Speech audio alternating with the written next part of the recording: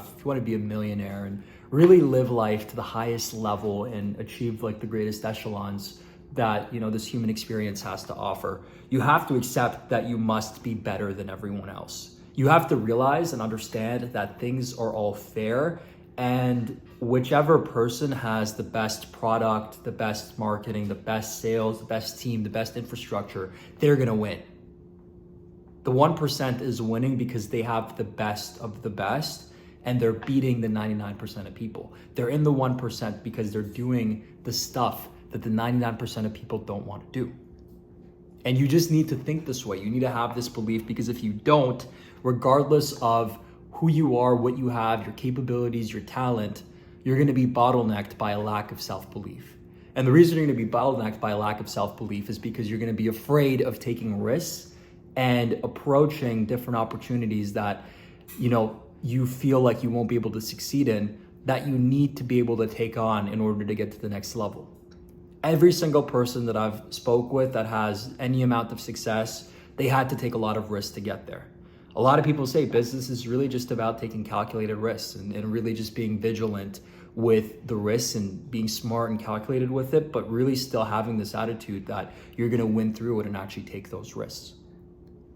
And this concept really got drilled into me by Alex Becker, who you may know, but he's a 9-figure guy, and he recently exited his company for $110 million, right? He was a millionaire in his 20s, and he released this book. It's called The 10 Pillars of Wealth. And within it, he goes through a funny example. I'm gonna go over it with you. Let's suppose you wake up one morning, okay? Whoever you are, you wake up one morning and all of a sudden you're in the NASCAR and you're a NASCAR driver. You're in this parallel universe, right? That's what you do. You wake up in the morning, you just race people for a living. And let's just say in this parallel universe, all NASCAR cars are Toyotas. They're just standard Toyotas, and they have like some level of acceleration they can drive, but they don't really have the speed of acceleration that you do. Let's say that you're driving a Lambo. And you have the best team, the best sponsors, the best of everything. You're driving this Lambo and you're competing against Toyotas. Let's say you're in a race with 99 of them and it's 100 people in total. You're the Lambo and you have 99 Toyotas that you're competing against. Now, you and I know, because we're in this external kind of state where we're looking from a bird's eye view, a Lambo is obviously factually better than Toyotas. And so you might think that the Lambo is going to beat out those Toyotas. But let's imagine that the driver of that Lamborghini doesn't have self-belief. They don't have this idea that they could beat out the competition, and they have this belief that they're average. Now, when you're competing against Toyotas, and let's say those Toyota drivers, let's say they're those people that have like delusional self-confidence. They think that they could beat you, even though you have a Lamborghini. They don't see that. They just see that they're a Toyota driver, and they think that they have what it takes to beat you, and they're hungry and they're driven and they're determined. And now you guys get on a race. Now you're competing. Everybody's watching. 100 cars, all driving. Lambo, 99 Toyotas. All these Toyota drivers have a bunch of self-belief and they're whipping it. They're going as fast as they can. There's some of them that are like crashing and like falling all over the place, but there's still some that are standing. And let's say you're this Lambo, and now you see like some Toyotas are falling apart and some of them are catching up to you. And now you see like, 2 Toyotas next to you, and you're not going at the full speed that you could go in because you're scared that if you go faster, the Lambo's gonna flip over and you're gonna fall off and you're gonna lose the race. So you kind of slow down and you're keeping your pace, and these Toyotas are catching up to you. And now you're in the middle, wedged between 2 different Toyotas, okay? They're fucking shitty ass bricks of Toyotas, 2005 Toyotas, and you're a 2022 Lamborghini. But because you have a lack of self-belief, these Toyotas are gonna beat you because you're gonna see that they have hunger and ambition, and they're driving and they're going faster and they're next to you. And you're gonna think, if I slow down, I might be able to stay in this race because then I won't crash and burn. It's comfortable to stay and slow down. And you're not gonna go and accelerate at the speed that you can because you're just afraid of the competition, because you lack the self-belief. And now, boom, you got beat by a Toyota. A brick Toyota just beat your 2022 Lamborghini.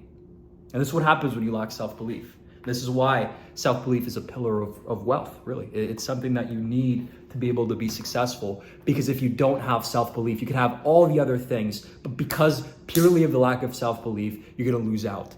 And even if you don't think that your self-belief should be grounded in anything, even if you haven't done anything, you've just been playing video games all day, and you haven't actually amounted to any success inside of your life, what you need to realize is there are a lot of successful people out there in today's day and age that have come from very little, but they just had a drive or self-belief, and they were almost a little like delusional, and they just didn't have the smarts to really be able to understand their position in life. But because they had that self-belief, they were be able to outbeat these people that are thinkers, that, you know, really try and analyze everything and try and really win. It's literally like that example of Toyotas and Lamborghinis. You're a Lamborghini, but you're losing to Toyotas. And I think the self-belief is something that you need to literally just almost like indoctrinate yourself with, and try and like, and by the way, I'm just sharing what I'm learning, because this is actually a struggle of mine. This is something that I struggle with too, and something that I'm really working on. And I think it's natural, right? If you're the type of person to think a lot and you're an analytical person, which I am, you see things in a very objective way, and it's difficult to self-hypnotize yourself to be able to say, look, you know, I actually have what it takes to really win.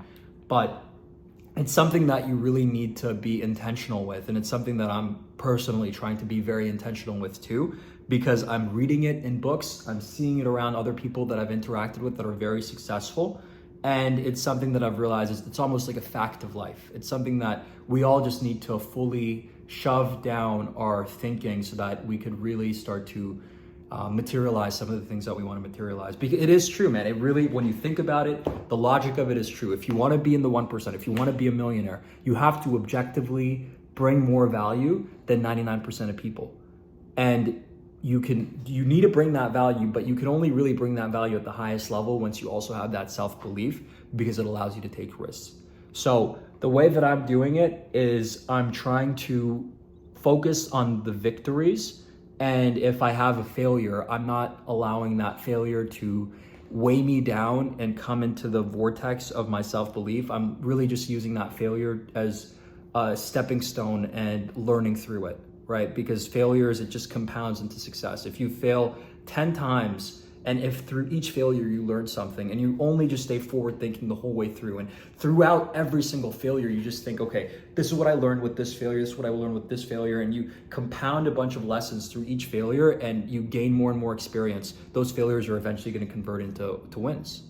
And you're only really defined by one victory. If you want to succeed in entrepreneurship and you have like 5 failures that are mounting and piling up, but then you have that 6th thing that's a victory, that's what people are going to remember you by, and that's really what you're going to hold and be defined by.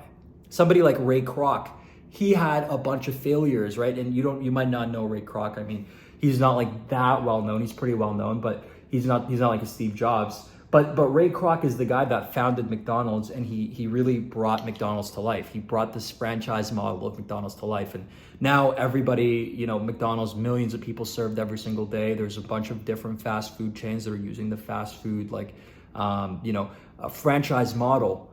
And Ray Kroc was really the guy that brought this forward. But Ray Kroc, until he was in his 50s, he didn't really have any success in his life.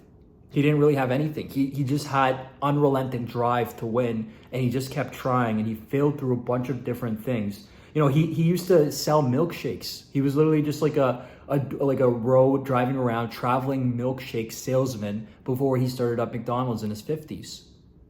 And by the time he was dead, he was a billionaire. And today, McDonald's is literally a big part of our everyday life. Like, you know, you and I might not consume McDonald's because we know better, and we know that health is important, and we know diet is super important. But, you know, the McDonald's golden arches, that M logo, people can recognize that and see that more than literally the Christian cross.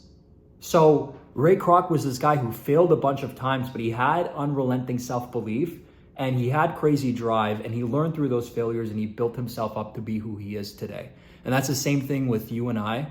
It doesn't matter how many times you failed. If you have that self-belief, and if you power that self-belief through consistently stacking up victories, not just like victories that are public, maybe, you know, it doesn't have to be like 100K a month. It could even simply be something like you crushed it at the gym, and you consistently crushed it at the gym, and you're starting to like see results pile up. Or maybe you had many private victories. You want to focus on those private victories, and through those private victories, generate a level of really just delusional self-confidence and delusional conviction and self-belief that will then empower you to take risks. And the more risks you take, the more you learn, and eventually the more you learn, the more you earn, and that's really how you win. So Yeah, appreciate you guys watching this video. We're 10 minutes in. I'm going to cap it here. If you have any thoughts, if you agree with this, disagree with it, if you have anything to add, let me know. Comments, DM me on Instagram, whatever. This was the book that I got the idea from. It's The 10 Pillars of Wealth by Alex Becker. And it has a bunch of other value too, apart from just this pillar, but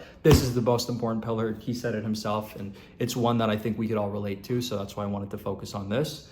And nonetheless, I'm going to hop off and we'll speak again soon. Peace.